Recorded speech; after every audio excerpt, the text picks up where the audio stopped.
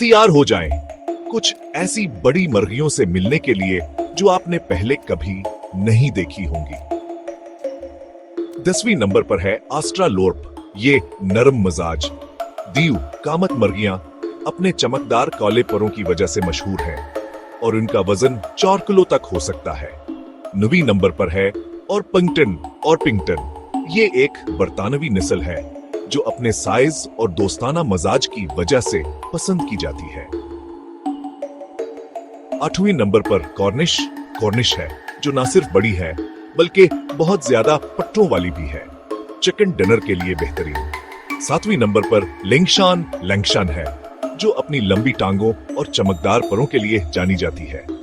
6ठे number पर Sussex है जो वजनी भी है और अच्छी अंडे देने वाली भी है।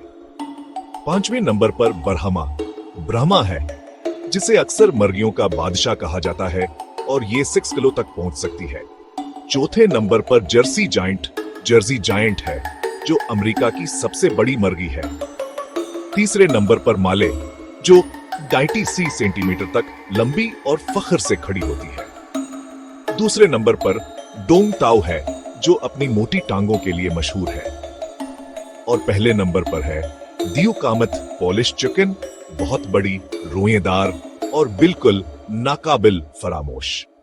किस मुर्गी ने आपको सबसे ज्यादा हैरान किया?